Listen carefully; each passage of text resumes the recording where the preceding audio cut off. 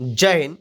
Gujarati study and education ચેનલમાં તમારા દરેક મિત્રોનું હાર્દિક સ્વાગત છે. તો આજે આપણે વિડીયોમાં જોવાના છીએ કે ધોરણ 9 થી 12ની મિત્રો દ્વિતીય વાર્ષિક પરીક્ષા ટૂંક સમયમાં આવી રહી છે અને પરીક્ષાની પૂર્વ તૈયારી મિત્રો તમારી સમક્ષ હું જે સાદીપની વાલ્મીકી વેદવ્યાસ વશિષ્ઠ અત્રિ શાળા વિકાસ સંકુલ જે મિત્રો મહેસાણા જિલ્લાના મિત્રો જે પેપર છે એ પેપર તમારી સમક્ષ મૂકવાનો પ્રયત્ન કરું છું.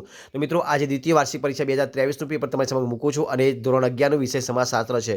તો મિત્રો આજ તમારી સમક્ષ જૂનું પેપર મૂકું છું એ પણ સોલ્યુશન સાથે. તો વિડીયો પૂરેપૂરો જોજો કે જેથી કરીને તમારે પરીક્ષાની તૈયારી સાથે થઈ શકે. અને અલગ અલગ જિલ્લાઓની અંદર અલગ અલગ તારીખે અલગ અલગ વિષયના પેપર લેવાશે.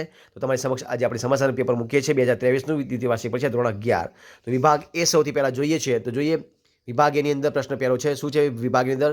તો કે નીચે આપેલા વિકલ્પોમાંથી યોગ્ય વિકલ્પ પસંદ કરી એનો જવાબ લખવાનો છે. પ્રત્યેકનો 1 ગુણ છે. તો જો પહેલો પ્રશ્ન છે કે સામાજિક તથ્યનો ખ્યાલ કોણે આપ્યો છે? સામાજિક તથ્યનો ખ્યાલ કોણે આપ્યો છે? તો એ આપ્યો છે મિત્રો ઇમાઇલ દુર્ખી, હર્બર્ટ સ્પેન્સર, કાર્લ માર્ક્સ કે ઓગસ્ટ કાન્ટ. મિત્રો કોણે આપ્યો છે? તો એ આપ્યો છે ઇમાઇલ દુર્ખીમાં. ઓપ્શન એ જવાબ આવશે. બીજો પ્રશ્ન જોઈએ આપણે કે માનવ સમાજ અને માનવેતર સમાજ કઈ બાબતમાં સમાનતા ધરાવે છે? તો સાંસ્કૃતિક સામાજિક ધોરણો, સહજીવન કે એક પણ નહીં. મિત્રો જવાબ શું આવશે? સહજીવન. ઓપ્શન સી જવાબ આવશે, સહજીવન. ત્યારબાદ જોઈએ આપણે આગળનો પ્રશ્ન. સમાજમાં ધોરણો અને મૂલ્યો મળીને શાની રચના થાય છે? કુટુંબ, રાજ્ય, વ્યક્તિ કે સંસ્કૃતિ. મિત્રો જવાબ શું આવશે? ઓપ્શન ડી સંસ્કૃતિની રચના થાય છે. ઓપ્શન ડી જવાબ. ત્યારબાદ આપણે આગળ જોઈએ સ્પેશિયલ મેરેજ એક્ટ કઈ સાલમાં ઘડાયો છે? તો ઈસવીસન 1954, 1956, 1958 કે 1961ની અંદર. તો મિત્રો ઘડાયો છે 1954ની અંદર. ઓપ્શન એ જવાબ. ત્યારબાદ વિભક્ત કુટુંબમાં કુટુંબના નિર્ણયો કેવી રીતે લેવાય છે? તો એક પક્ષી રીતે, સર્વસંમતિથી, કુટુંબના વડા દ્વારા કે માતા દ્વારા. જવાબ આવશે ઓપ્શન બી સર્વસંમતિથી. ઓપ્શન બી જવાબ. ત્યારબાદ મિત્રો આપણે જોઈએ વિભાગ બી.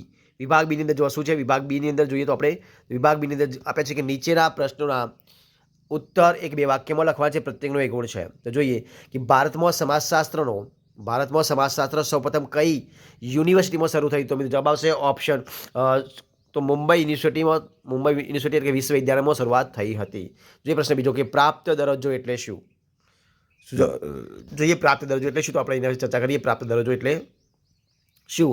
તો મિત્રો જોઈએ કે વ્યક્તિની પસંદગી, ઈચ્છા, આવડત, શિક્ષણ અને તાલીમ દ્વારા સમાજમાં જે સ્થાન મળે તેને પ્રાપ્ત દરજ્જો કહેવામાં આવે છે. બરોબર છે. આગળ જે પ્રશ્ન બીજો પ્રશ્ન કે પ્રશ્ન આગળ છે કે સામાજિક રચનાતંત્રનું AGIL મોડેલ કયા સમાજશાસ્ત્રીએ મિત્રો આપ્યું હતું? તો મિત્રો કોને આપ્યું હતું? તો એ મોડેલ મિત્રો આપ્યું હતું ટાલકોટ પાર્સન્સે. કોને આપ્યું? ટાલકોટ પાર્સન્સે આપ્યું હતું. જોઈએ પ્રશ્ન આગળ. પ્રશ્ન નંબર 4. તો જો કયો પ્રશ્ન 4ની અંદર? તો કે ધ્યેય એટલે શું? કયો પ્રશ્ન? ધ્યેય એટલે શું? તો એના વિશે આપણે ચર્ચા કરી. ધ્યેય એટલે શું? તો ધ્યેય વ્યક્તિના સ્વની કલ્પના છે. ધ્યેયમાં ભવિષ્યનો સંદર્ભ છે. ધ્યેય એટલે વર્તમાન કાળમાં અસ્તિત્વ ધરાવતી નથી એવી ભવિષ્યની સ્થિતિ જેને કલ્પના દ્વારા જાણી શકાય છે. હવે જોઈએ પ્રશ્ન 5મા નંબરનો. જો શું છે પ્રશ્ન 5મા નંબરનો?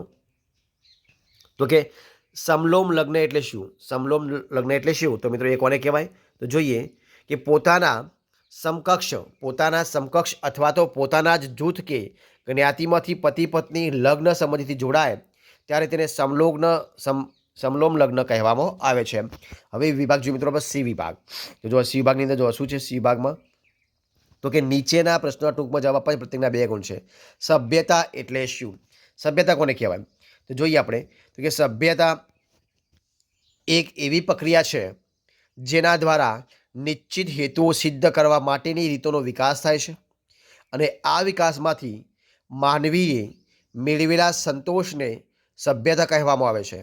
સભ્યતા એટલે પ્રાપ્ત કરેલી જીવનને લગતી એવી બધી જ બાબતોનો જથ્થો અને સામાજિક વ્યવસ્થા જે માનવીને માનવેતર સમાજથી જોડો પાડે છે. હવે જે પ્રશ્ન નંબર આગળ આપણે જે પ્રશ્ન નંબર બીજા નંબરનો જો શું છે પ્રશ્ન બીજા નંબરનો આગળ સીમાં? તો કે પરોક્ષ સહકાર એટલે શું? પરોક્ષ સહકાર કોને કહેવાય? તો એના વિશે આપણે ચર્ચા કરીએ. પરોક્ષ સહકાર કોને કહેવાય?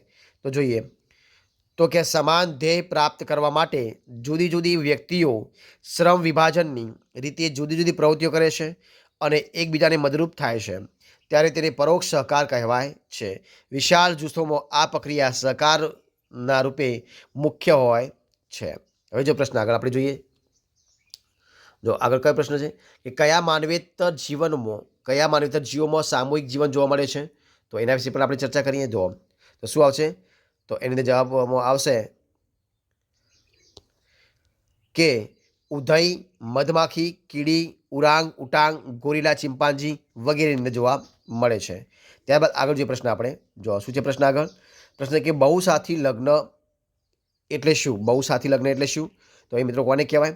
તો જો બહુસાથી લગ્ન કોને કહેવાય? તો જુઓ કે લગ્ન સંબંધથી જોડાનાર મહિલા કે પુરુષના કોઈ એક પક્ષ એક કરતાં વધારે સંખ્યા હોય ત્યારે તેને બહુસાથી લગ્ન કહેવામાં આવે છે. બરોબર છે.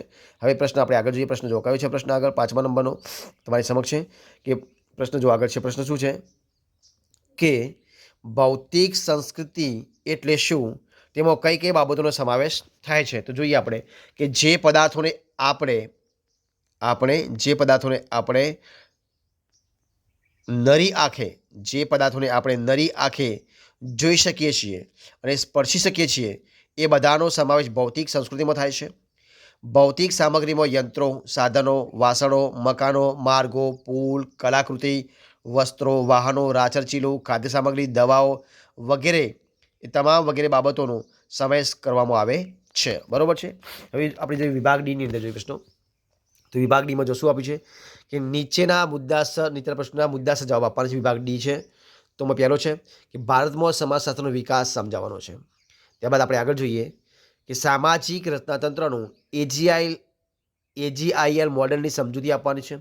આગળ પ્રશ્ન સામાજિક આંતરક્રિયાના સ્વરૂપ તરીકે સ્પર્ધા સમજાવવાની છે અથવા તો ચક્રીય સ્વરૂપનું પરિવર્તન સમજાવવાનું છે. આગળ પ્રશ્ન છે કે સામાજિકરણના મહત્વના વાહક એટલે કે એજન્સી તરીકે સમૂહ માધ્યમોની સમજૂતી આપવાની છે.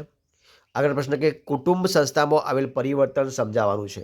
વિભાગ જોઈએ આપણે ઈ જોઈએ એના વિશે, તો કે વિભાગ ઈ છે નીચેના પ્રશ્નોના સવિસ્તર જવાબ આપવાના છે. પ્રત્યેકના 5 ગુણ છે. તો કે સામાજિક વ્યવસ્થાના પાસાઓની ચર્ચા કરવાની છે. સામાજિકરણના વાહક એટલે કે એજન્સી તરીકે કુટુંબ અને મિત્ર જૂથની ભૂમિકા સમજાવવાની છે અથવા તો લગ્ન સંસ્થામાં આવેલા પરિવર્તનોની વિગતે ચર્ચા કરવાની છે. લગ્નના પ્રકારો જણાવી તેની સમજૂતી આપવાની છે. તો આ પ્રમાણે આપણે જે આ પેપર છે એનું સંપૂર્ણ સમજૂતી તમારી સમક્ષ આપી છે.